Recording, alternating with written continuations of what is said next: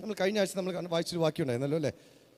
യോഹന്നാൻ 17:10. യേശു പിതാവിനോട് പ്രാർത്ഥിക്കുന്ന ഒരു പ്രാർത്ഥന, എൻ്റേതെല്ലാം നിൻ്റേതും നിൻ്റേതെല്ലാം എൻ്റേതും. എൻ്റേതെല്ലാം നിൻ്റേതും നിൻ്റേതെല്ലാം. ഇത് നമുക്കറിയാം അല്ലെ? ഇത് യേശു ആരോട് പ്രാർത്ഥിച്ചതാ? പിതാവിനോട് പ്രാർത്ഥിച്ചതാ. ഇതേ വാക്യം, ഇതുപോലത്തെ ഒരു വാക്യം എവിടെയുണ്ട്? ലൂക്കോസ് സുവിശേഷം 15-ാം അധ്യായത്തിൻ്റെ ഹല്ലേലൂയ, ലൂക്കോസ് 15-ന്റെ അതിൻ്റെ 31. എനിക്കുള്ളതെല്ലാം നിൻ്റേതാ. എനിക്ക് പിതാവ് മകനോട് പറയുക, പിതാവ് തൻ്റെ അവകാശിയായ മകനോട് പറയുക, എനിക്കുള്ളതെല്ലാം നിൻ്റേതാ. All of mine is yours. എനിക്കുള്ളതെല്ലാം നിൻ്റേതാ. ഹല്ലേലൂയ. യേശു പിതാവിനോട് പറഞ്ഞു, എൻ്റേതെല്ലാം നിൻ്റേതും നിൻ്റേതെല്ലാം എൻ്റേതുമാ. ഇവിടെ പിതാവ് തൻ്റെ മൂത്ത മകനോട് പറയുക, എനിക്കുള്ളതെല്ലാം നിൻ്റേതാ, എനിക്കുള്ളതെല്ലാം നിൻ്റേതാ. ഹല്ലേലൂയ, ഹല്ലേലൂയ, ഹല്ലേലൂയ, ഹല്ലേലൂയ, ഹല്ലേലൂയ. പ്രിയമുള്ളവരെ, കർത്താവ് എന്താണ് ക്രിസ്തീയ ജീവിതം? എന്താ ഇതിൻ്റെ മർമ്മം? എന്താ ഈ ബൈബിളിനെ തുറക്കുന്ന മർമ്മം എന്താ?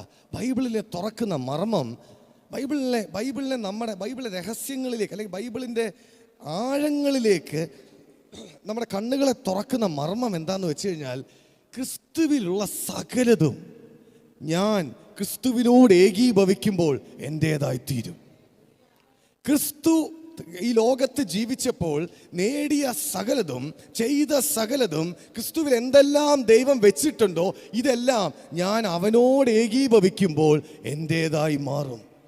അതെൻ്റെ പ്രവൃത്തി കൊണ്ടല്ല, എൻ്റെ കഴിവ് കൊണ്ടല്ല, എൻ്റെ സമർപ്പണം കൊണ്ടല്ല, അതെല്ലാം അവനുമായി ഞാൻ ഏകീഭവിക്കും. അതാണ് നമ്മൾ നേരത്തെ വെച്ചത്, അവൻ്റെ മരണത്തിൻ്റെ സാദൃശ്യത്തോട് ഏകീഭവിച്ചവരായെങ്കിൽ അവൻ്റെ പുനരുദ്ധാനത്തിൻ്റെ സാദൃശ്യത്തോടും നിങ്ങൾ ഏകീഭവിക്കും.